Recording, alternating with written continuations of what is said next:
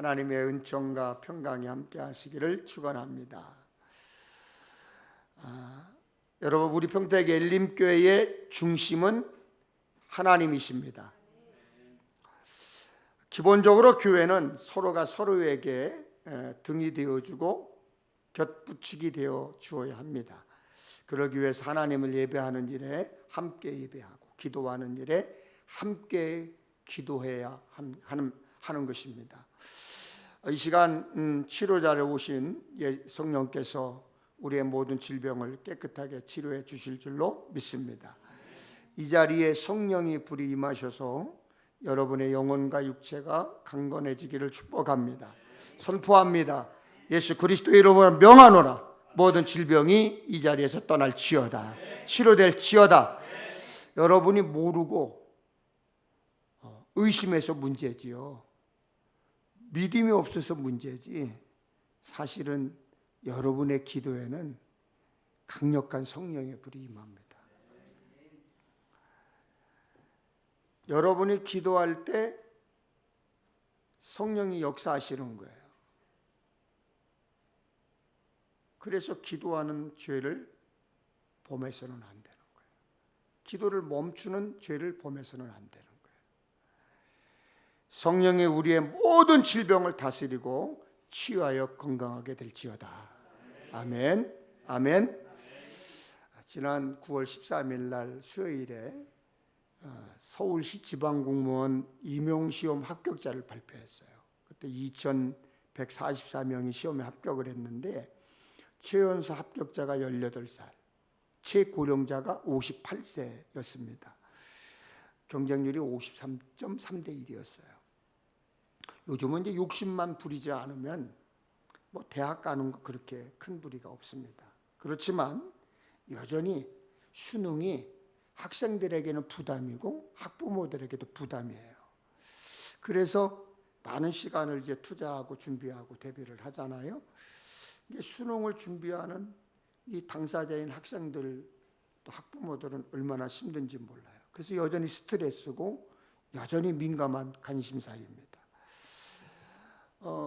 언젠가 어떤 사람이 텔레비에 나와서 나는 이 세상에서 가장 쉬운 게 공부하는 것이었습니다. 공부가 제일 쉬웠습니다. 아유, 그냥 재수 없었어요. 얼마나 밥맛인지 몰라. 그런데 공부하는 것 좋아하는 사람 아무도 없어요. 당연히 시험을 좋아하는 사람도 없어요. 시험 본다. 시험 날짜 다가오잖아요. 괜히 막 떨려. 괜히 막 떨려. 즐겁고 기쁘지 않아요. 제가 대학 다닐 때 중간고사, 기말고사가 되면 교수님이 아유, 이번 시험은 시험 보지 않고 리포트로 대신하겠습니다. 그러면 뭐 저도 엄청 좋아하고요. 동기들도 얼마나 좋아했는지 몰라요. 환호성을 지르고 그 교수가 최고다. 시험은 학생들 거의 다 싫어합니다. 제가 6주째 히브리서 11장을 본문으로 믿음에 대한 설교를 계속하고 있습니다. 그냥 본문을 쉽게 정해서 편하게 설교를 준비하는 게 아닙니다. 생각나는 대로 설교를 하는 게 아니에요. 6월부터 큐티를 하는데 큐티를 할 때도 성경을 읽을 때도 기도할 때도 계속해서 성령님께서 말씀하시는 거예요. 히브리서 11장을 보여주고 음성을 들려주는 거예요. 그래서 제가 하나님께 그랬어요. 하나님 그러면 히브리서 전체를 전해야지 왜 하필이면 11장만 합니까? 제가 그랬어요. 그랬더니 그건 내 마음이야. 내가 알아서 할 테니 너는 시키는 대로만 해. 그러시는 거예요. 그래서 얼른 히브리서 11장을 펴서 읽기 시작을 했어요. 그리고 6주째 히브리서 11장을 중심으로 믿음에 대한 말씀을 전하고 있습니다. 여러분, 히브리서 11장 나오는 인물들을 한번 살펴보세요. 그들은 하나같이 믿음으로 산 사람들이었고 모든 믿음의 시험 과정이 있었고 그 시험을 통과한 사람들이었습니다. 믿음의 거장들이었죠. 어떤 분들은 그분들을 작은 거인이라고 표현하는 분들도 있습니다. 그러므로 우리가 시험을 당할 때, 어려운 일을 당할 때 믿음으로 승리해야 될 줄로 믿습니다. 오늘 본문 17절을 같이 한번 읽어보겠습니다. 시작. 아브라함은 시험을 받을 때에 믿음으로 이삭을 드렸으니 그는 약속들을 받은 자로 돼 그 아들을 외아들을 드렸느니라. 아브라함은 믿음으로 시험을 받았다는 거예요. 믿음에는 뭐가 있어요? 시험이 있어요. 준 걸 돌려달라는 거예요. 세상 말로 약 주고 병 주고 줘놓고 시험 주는 거예요. 왜요? 그 시험을 통과해야 믿음이 자라니까. 믿음이 단단해지니까. 믿음이 위기에 부딪혔을 때, 순교를 해야 할 때 순교할 수 있는 믿음이 되니까 쇠는 녹여서요, 두드려야 불순물을 다 빼야 원하는 칼을 만들든 낫을 만들든 하는 거예요. 그냥 쇠붙이 가지고는 아무것도 쓸 수가 없어요. 여러분의 믿음의 능력을 행할 수 있도록 강력한 무기로 만들기 위해서 불 속에도 집어넣고 물 속에도 던져놓고 좋은 사람을 만나게도 하고 나쁜 사람을 만나게도 하고 눈물을 쏙 빼기도 하고 이제는 난 아무것도 할 수 없습니다 포기하게끔 만들기도 하고 여러분 기뻐서 날뛰게도 만들기도 하고 이게 불순물을 빼기 위한 하나님의 시험의 방법입니다. 여러분의 믿음, 시험이 있는 것 너무나 당연한 거예요. 그리고 실컷 얻어 맞아야 사실은 성장해요. 그래서 여러분 얻어 맞으세요. 명품 칼 하나 만들기 위해 쇠붙이를 두들기는 것처럼 오만도 두들기고 욕심도 두들기고 교만도 두들기고 자랑도 두들기고 불신문도 두들기고 삐죽거리는 것도 두들기고 불평불만도 두들기고 그래야 여러분 안에 불신문을 다 뺄 수 있으니까 하나님은 시험을 주시는 거예요. 이것은 하나님의 전공법이에요. 당연한 원리예요. 그렇지 않으면 내 믿음은 쓸모가 없어요. 여러분 어렵고 고난 중에 있습니까? 너무너무 기쁘고 더할 나위 없이 행복하십니까? 지금 하나님께서 여러분의 믿음을 시험하시는 겁니다. 여러분은 오직 믿음으로 이겨야 되는데 고난 중에도 오직 믿음, 아멘. 행복하고 기뻐도 오직 믿음, 아멘. 나의 삶을, 나의 마음을, 내 생각을 지배해야 사는 거예요. 뭐가? 믿음이. 그래서 믿음에는 인내가 필요한 거예요. 아멘. 야고보서 1장 2절 3절에 이렇게 선포합니다.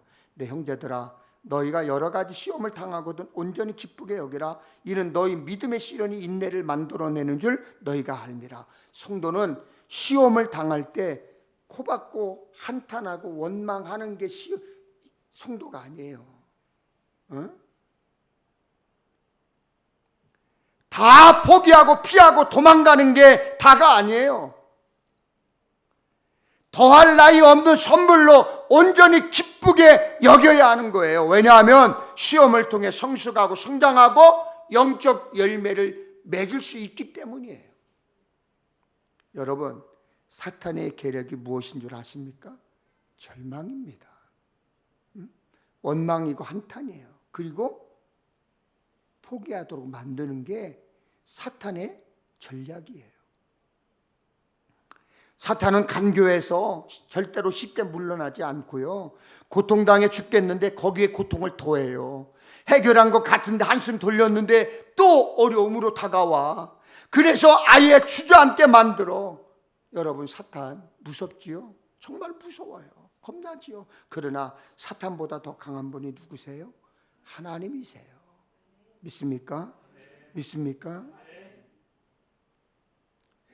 시험이라는 단어에는 크게 두 가지 뜻이 있어요. 첫 번째는 재능이나 실력 대의를 일정한 절차와 과정을 통해 검사하고 평가하는 일. 둘째는 사람의 됨됨이를 알기 위하여 떠보는 일. 이렇게 정의가 되어 있어요.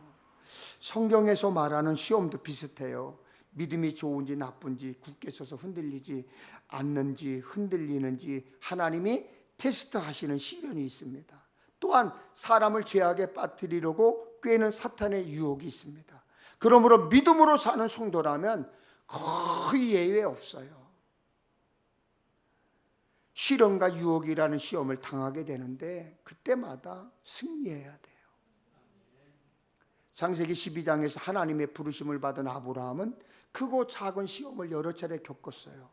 그러다 창세기 22장에서 예상치 못한 큰 시험을 치러야 했어요. 그 일 후에 하나님의 아브라함을 시험하시려고 그를 부르셨다고 그래요. 하나님은 복 주시려고, 은혜 주시려고, 사랑하시려고, 자녀 삼으시려고 부르시는데, 그러나 때로는 시험하시려고, 테스트 하시려고 부르실 때도 있습니다. 왜? 하나님의 예수 믿음으로 하나님의 자녀된 우리를 시험하실까요? 믿음을 검증하는 거예요.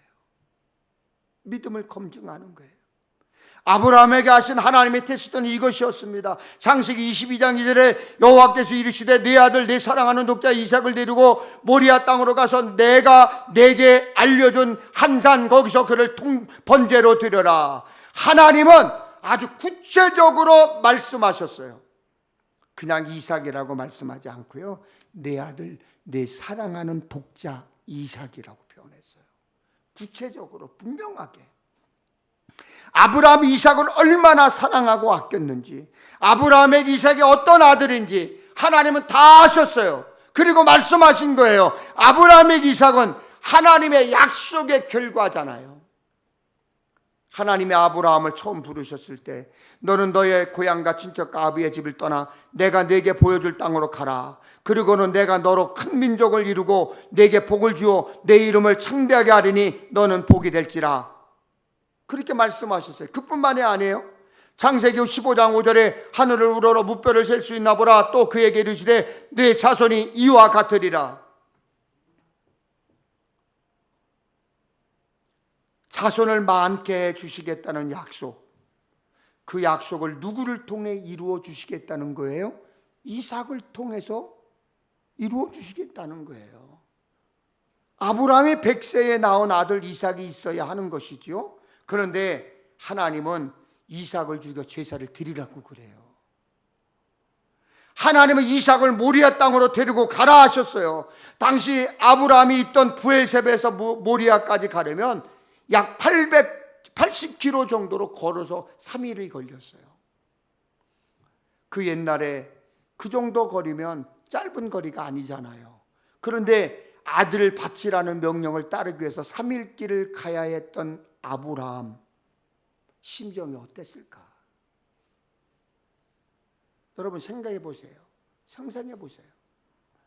하나님은 이삭을 번제로 드리라고 하셨습니다. 번제가 뭐예요? 제물을 불로 태워 드리라는 거예요. 그런데 번제는 희생제물을 통째로 그냥 태우는 게 아니에요. 레위기 1장에 번제 방법이 나오는데요, 번제를 제대로 드리기 위해서는 제물의 피를 빼고 가죽을 벗기고 각을 뜨고 내장도 깨끗하게 손 봐야 합니다. 그 모든 과정을 거친 후 가죽을 제외한 모든 제물을 완전히 불태워버리는 거예요. 그것이 번제예요. 그런데 아브라함이 바쳐야 할 번제물이 무엇입니까? 사랑하는 아들, 그것도 100세에 얻은 외아들 이삭. 여러분이 아브라함이었다면 사랑하는 아들, 100세에 얻은 아들을 번제로 바치기 위해 피를 빼고 가죽을 벗기고 각을 뜨고 내장을 깨끗하게 손보고 완전히 불태울 수 있었을까요? 하나님이 정말로 이삭을 하늘로 데려가고 싶으셨다면 에녹처럼 죽음을 보지 않고 옮기셔도 되었을 거예요. 그런데 하나님은 번제로 드리라고 그래요. 번제로 드리라고 그래요. 영국의 찰스 스펄전 목사님이 그 상황을 이렇게 묘사했습니다. 아브라함이 번제에 쓸 나무를 패고 있을 때 그는 나무를 쪼갠 것이 아니라 자신의 심장을 쪼개고 있었다. 아들과 함께 가는 헤브론 광야길은 적막했다. 그러나 사랑하는 자식을 죽여야 하는 아비의 마음보다 적막하지는 않았을 것이다. 아브라함에게 하신 하나님의 명령은 사실 납득하기도 어렵고요, 순종하기도 어려운 거예요. 하나님은 왜 이삭을 바쳐야 하는지 아브라함에게 설명도 설득도 하지 않았어요. 이해도 구하지 않았어요. 그냥 명령만 하셨어요. 사실 이삭을 바치라는 시험은 누가 너의 하나님이냐? 내게서 가장 중요한 것이 뭐냐? 그 질문에 답하라는 거예요. 하나님은 아브라함에게 삶이 전부라고 여기는 것까지 가장 아끼고 가장 사랑하는 사람도 내 앞에 놓을 수 있느냐? 그 질문을 하고 있는 거예요. 여러분, 사실 우리가 하나님을 위해 있는 존재들이지 하나님이 우리를 위해 존재하는 것은 아닙니다. 사람의 입장에서 하나님을 보는 인본주의적 관점은 하나님을 도구하기 쉽습니다. 하나님이 나에게 주실 것만 바라게 되면 자연스럽게 하나님의 명령도 내 선택하고 싶어지는 대로 해요. 내 마음에 들면 순종하고 내 마음에 들지 않으면 불순종하고 선택을 내 마음대로 합니다. 이것이 인본주의적 신앙입니다. 그것은 믿음이 없습니다. 이것은 내가 주인인 신앙은 시험에 들 수밖에 없어요. 그 사람은 믿음이 없는 거예요. 만약 아브라함이 인본주의적 신앙을 가졌다면 어떻게 했을까요? 이삭이 사랑하는 독자 아들이라는 것을 아시면서도 3일이나 걸리는 먼 길을 아들과 함께 가야 한다는 것을 아시면서도 번제의 가정이 무엇인지 얼마나 참혹한 가정이 필요한지 아시면서도 하나님이 그런 명령을 하신다면 여러분은 어떻게 하시겠습니까? 여러분은 어떻게 하시겠습니까? 아마도 나 못해, 안 해, 미쳤어? 나 하나님 안 믿어. 하나님의 약속 다 필요 없어. 그냥 나 이렇게 살다가 내 마음대로 살 거야. 그냥 그만둘 거야. 저도 설교를 준비하면서 나라면 어떻게 했을까라는 고민을 해봤어요. 저도 차라리 날 죽이세요 했을 것 같아요. 여기 우리 딸이 앉아 있는데 어렸을 때 병원에 입원한 적이 있었어요. 3일을 입원했는데 3일 동안 제가 그 옆자리에 앉아가지고 울면서 이렇게 기도했어요. 하나님, 차라리 내가 아프게 해달라. 딸이 아픈 것을 못 보겠는 거예요. 차라리 내가 죽지. 그걸 어떻게 해요? 상상도 하기 싫잖아요. 그러나 아브라함이 이렇게 했습니다. 창세기 22장 3절을 봅니다. 아브라함이 아침에 일찍 일어나 나귀의 안장을 치우고 두 종과 그의 아들 이삭을 데리고 번제에 쓸 나무를 쪼개어 가지고 떠나 하나님이 자기에게 일러 주신 곳으로 가더니, 우리 머리로는 이해할 수 없지만 아브라함은 순종했어요. 이삭 또한 아버지의 뜻을 따랐습니다. 우리라면 이런 순종을 할 수 있었을까요? 못 들은 척하고 갖가지 변명 다 늘어놓고 토달고. 하나님의 시험이 뭐죠? 조금 전에 말씀드렸지만 가장 소중하고 귀한 것을 데려간다는 것이 믿음이에요. 시험이에요. 달라는 거예요. 지금 100세에 낳은 아들, 아름답게 자라는 청년 아브라함은 이삭을 볼 때마다 얼마나 뿌듯했겠어요. 머리도 만져보고 어깨도 두들겨보고 안아도 보고 이 씩씩하게 자라난 청년, 이걸 죽이라는 건데, 제물로 바치라는 건데, 그게 시험이에요. 그게 믿음이에요. 그러면 여러분에게 질문, 여러분에게 하나 질문. 아브라함이 갈등했을까요? 안 했을까요? 아멘, 할렐루야, 그러고 갔을까요? 아니면 아브라함이 괴로워했을까요? 또 자기 아들을 죽이라는 것은 한편으론 예배지만은요, 한편으론 살인이에요. 예배와 살인 사이의 갈등, 그가 아브라함에게 있었단 말이죠. 그 갈등과 시련의 시간을 아브라함은 시간을 오래 끌지 않았어요. 즉시 이 문제를 해결했어요. 어떻게? 오늘 17절에 보면 믿음으로 아브라함은 시험을 받을 때 이삭을 바쳤습니다. 약속을 받은 사람으로서 기꺼이 아들을 바쳤습니다. 주저하지 않았다는 거예요. 방황하지 않았다는 거예요. 재산 좀 내놔, 시간 좀 내놔. 이거는 쉬운 일이에요, 여러분. 아들 생명을 달라니까 쉬운 일이 아니란 말이죠. 우리가 하나 생각해 볼 게 있어요. 아브라함은 과거에 슬픈 상처가 있었잖아요. 하나님의 약속과 음성이 10년이 넘도록 임신이 되지 않아. 오늘이나 내일이나 기다려도 임신이 되지 않아요. 그래서 사라가 그냥 팽 돌아버렸어. 화가 난 거예요. 그러니까 화가 나서 하인 하가를 데려와서 남편의 침실에 집어넣고 애 낳으라고 하는 거예요. 그건 사라의 진심이 아니었겠죠. 그런데 아브라함은 그냥 남자들이란 이 단순해. 그냥 고지고대로 믿고 하갈에게서 누구를 낳았어요? 이스마엘을 낳잖아요. 이게 문제예요.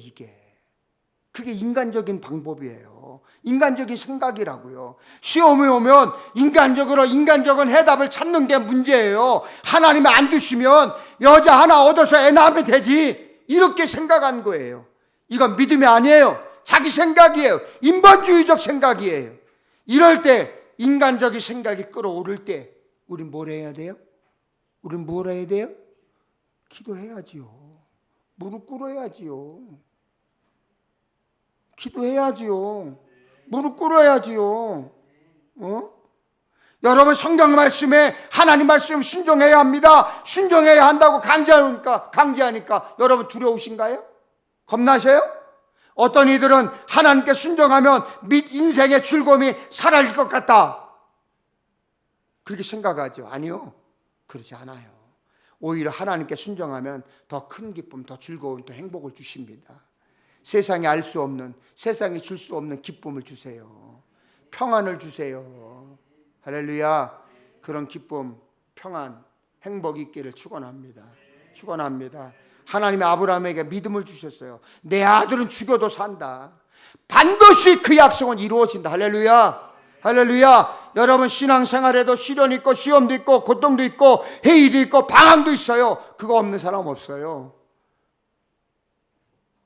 시험이 오면 교회 때려치지 뭐, 그만두지 뭐, 다른 종교에 가볼까?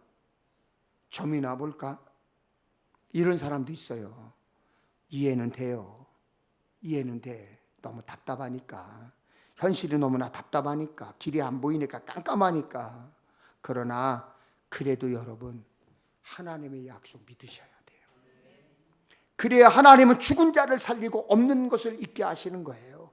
불가능한 것을 가능하게 하시는 분이 여러분이 믿는 하나님이에요. 할렐루야. 죽은 자를 살리시는 하나님이 여러분이 믿는 하나님이에요.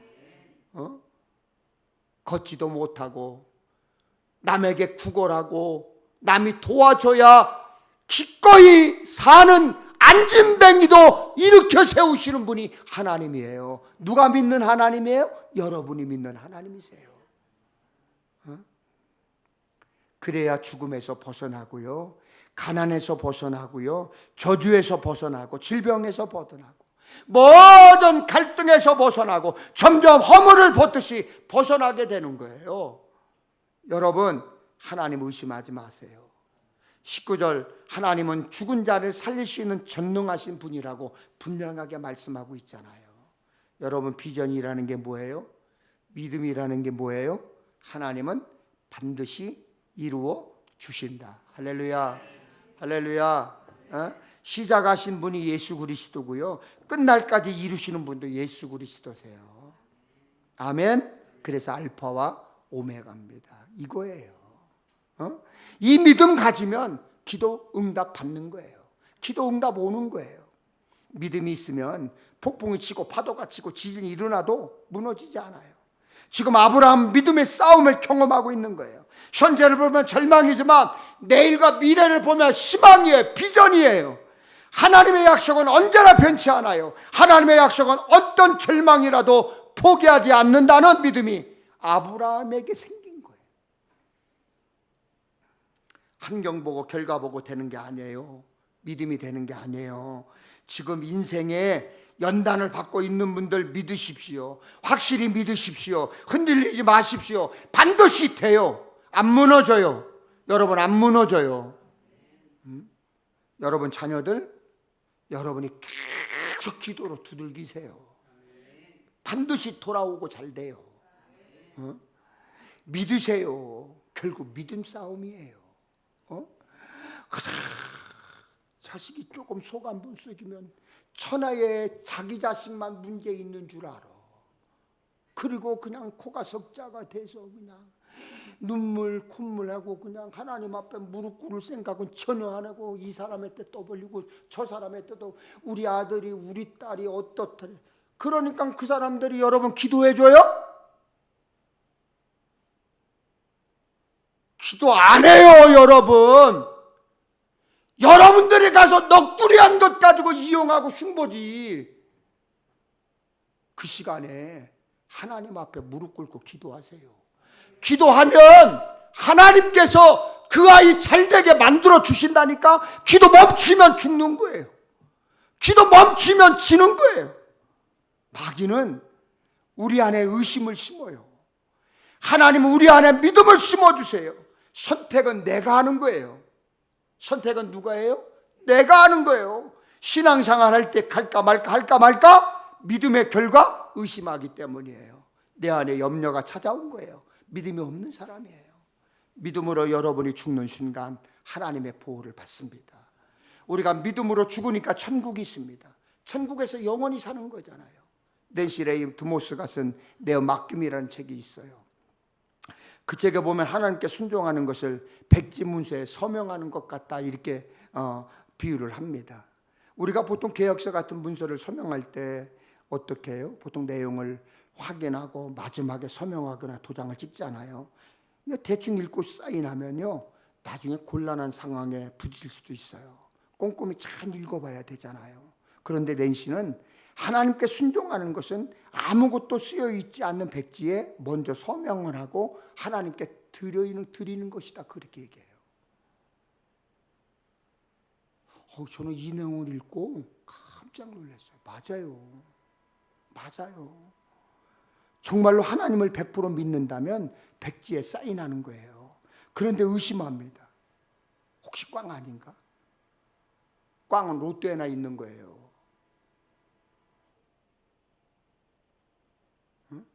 정말로 하나님이 우리 삶을 책임지시고 인도하시고 이끄심을 믿는다면 인생을 던집니다. 천국에 갈 것을 믿기 때문에 돈과 건강이 문제가 아닙니다. 믿지 못하니까 못하는 거죠. 믿지 않으니까 안 되는 거죠. 아브라함은 일생일대의 가장 큰 시험, 아들을 죽여야 하는 시험을 통과했습니다. 어떻게 해요? 오늘 본문에 말씀 잘하고 있잖아요. 그가 하나님이 능히 이삭을 죽은 자 가운데서 다시 살리실 줄로 생각한지라 비유컨대 그를 죽은 자 가운데서 도로 받은 것이니라. 그래서 아브라함이 창세기 22장 7절에 불과 나무는 있는데 번제할 어린 양은 어디 있나이까? 이삭의 질문에 내 아들아 번제할 어린 양은 하나님이 자기를 위하여 친히 준비하시리라. 아브라함은 하나님이 도로 주실 것이다 라고 확신을 한 거예요. 여러분, 하나님 앞에 거침없이 믿음으로 드리면 하나님은 반드시 도로 주세요. 근데 원금만 주시는 게 아니야. 30배, 60배, 100배로 더 주세요. 응? 우리에게 이삭 같은 것이 뭐예요? 여러분에게 이삭 같은 것이 뭐예요? 여러분에게 100세에 얻은 사랑하는 아들 이삭처럼 귀한 것이 뭐예요? 돈이에요? 건강이세요? 친구입니까? 명예, 권력, 자녀입니까? 그것이 무엇이든 신앙 때문이라면, 믿음 때문이라면, 하나님 때문이라면 포기할 수 있나요? 하나님께 내어드릴 수 있나요? 하나님께 쓰임받으려면, 하나님의 사명 감당하려면 나의 이삭을 바치는 시험에 합격해야 돼요. 우리 각자에게는 나의 이삭이 있습니다. 다른 것은 다 몰라도 이것만큼은, 다른 것은 다 몰라도 이것만큼은 하나님을 위해서도 못하겠습니다. 못 드리겠습니다. 안 됩니다. 하는 것이 있다면 그것이 우리의 이삭이에요.